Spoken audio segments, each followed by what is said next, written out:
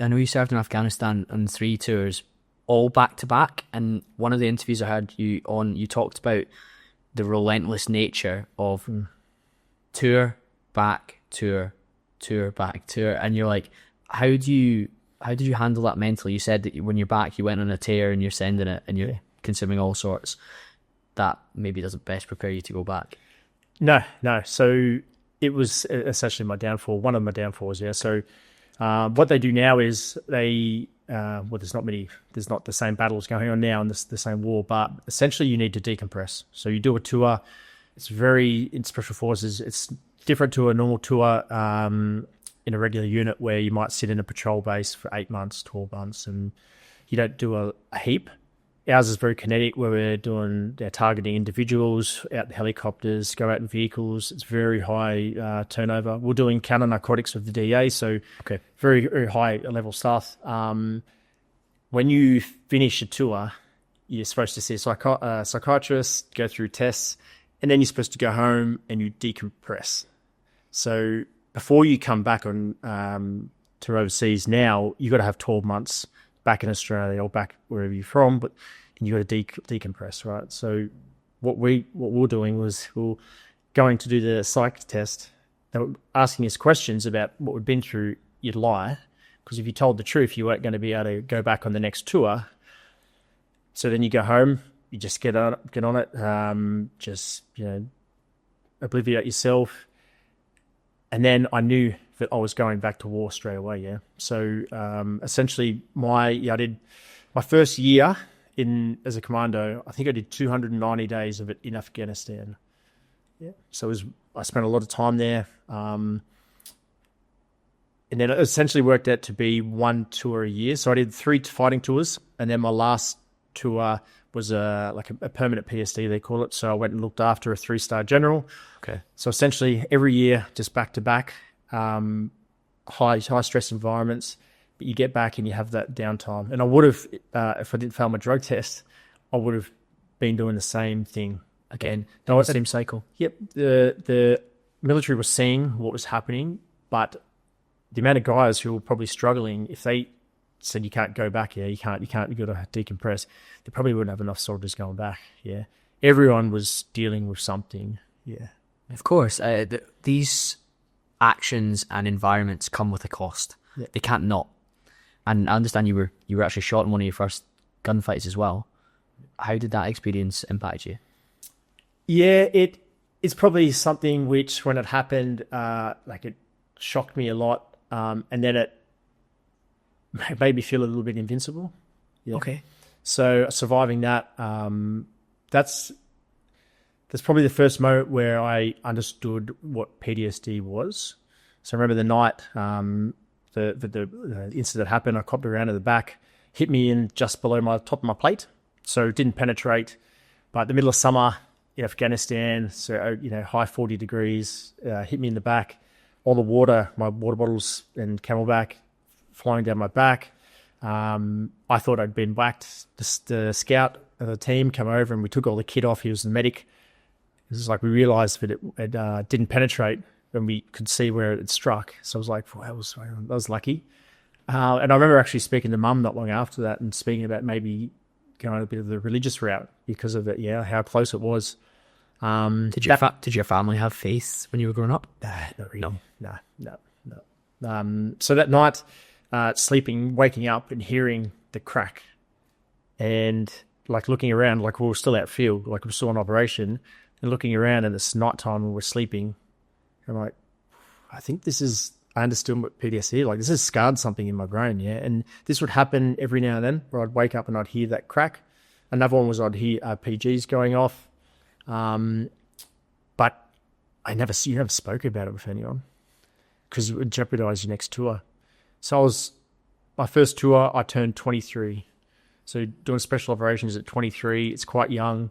It wasn't until I was into my probably 5th or 6th rehabilitation where I was for alcohol and drugs and PTSD and whatnot.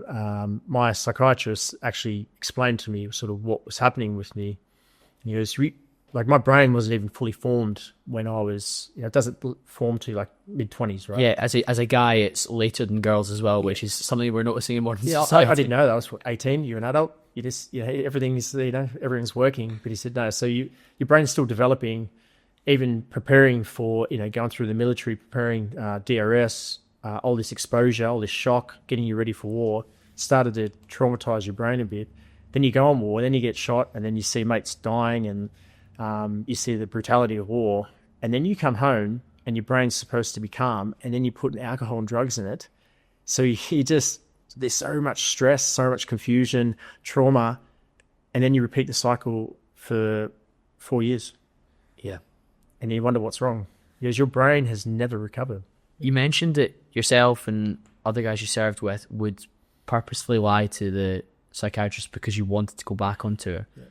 It's a difficult balance of knowing that you need to decompress, not doing so, knowing that you might not need to go back on tours or might not benefit from going back on tour as fast as possible, but there's clearly a financial incentive to do so, but also maybe a pride incentive. Like, you don't want to let the team down, you don't want to let yourself down, you don't want to let the country down, because I think you're right, at that period in time we very much felt, as the UK, the US, Australia and the Commonwealth, felt it was us against the terrorists. Yeah. There was a narrative, whereas people reflect in that period now, and there's some different narratives coming out. Exactly. But I can completely understand why you would do that, but it's been damaging to do so, and it's a really challenging situation to get your head around. Yeah, there was stigma. Yeah, I know guys who did pull the pin, or so they had problems, and there was a stigma, and they were, I wouldn't say I did it, but they were definitely, they're not one of us anymore, I guess. Right. Yeah, they're a bit quacky, and now I'm a bit older, 39, weak, like a bit more maturity, a bit more maturity in me, and I see the world differently. As you said, the whole narrative has all shifted, but it was just a high achieving environment where, I saw it as, I've been training for a football game, but I never got to play it. And now we're playing the game. Like, I don't want to get off the field. Yeah. But we're making good money. I'm young. I thought I was handling it quite well until I wasn't. Yeah, that's true. That's often the case with maybe addiction or high stress environments. It's fine till it's not. Yeah, and when it's not, it's a runaway train, and you see that collapse. And I've spoken to many guests who've gone through that sort of period where they're like, okay, I'm not in control anymore. Yeah. When did you feel that became the case?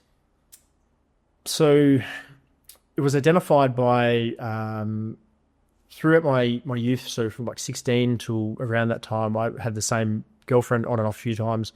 She actually wanted me to get help, and there was intervention put in. It's like, you go get help or we're not going to be together. And I was in denial. No, I don't need it. She goes, John, like, you can't stop drinking. But I was still functioning at work. That was the real first flag. Would you be dry when you were out in Afghanistan, or would you drink when you were there? We drank a few times, yeah. But I was pretty good there, yeah. When I went into contracting, that changed a bit. But generally, we would get sanctioned drinking, and that was after like Anzac Day, particular days like this. But not really. There were drinking going on, but it wasn't huge. No. But yeah, my girlfriend at the time identified it. I said no. And then essentially the cycle was still going until I failed a drug test. And that should have been the first real big indicator of, my whole identity was being stripped away from me. I'd been a commando since I passed selection at 21, 22. Did four active tours, and then I've got nothing. Yeah. So yeah, you're stripped of that, and it's interesting. I've spoken to a couple of rugby players recently in the pod, and when they leave rugby, they're stripped of, oh, that's Rory, rugby player, that's Adam, the rugby player. So they need to recreate their identity. It's the same in so many walks of life. When we have this thing that we get asked about at family parties, or we get asked about by our friends from school, it's normally the thing that underpins who we are. Often it's our career, our vocation, it's what we spend our most time on, or it's our hobby that we're maybe very good at. Yeah. And when that goes, your world really does get flipped on its head. Yeah, like I just had no idea what I was going to do. So I fought it for a long time. Okay. Went through the process of appealing it. It dragged out for a long time. Unfortunately, they said no, like zero tolerance, and I had to accept it. However, I had a pretty good reputation, I'd say, good enough that guys had vouched for me in the contracting world.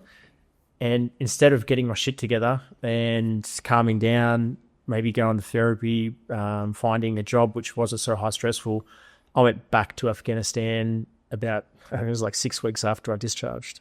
So I was back in Afghanistan, but contracting, this time I was doing 2 months on, 1 month off. Even more intense. And that was the big chapter, which I essentially lost that job because of drinking, the drug taking. An incident happened, and essentially lost that. So I'd lost my job as a commando. I lost my job as a contractor. I was with the Australian Embassy, looking after diplomats, and now I'd lost that. So like, okay, surely this can't get any lower, but it did. Yeah. I hope you enjoyed that clip. For more on my channel, hit the link just here, subscribe, and you can enjoy the full episode.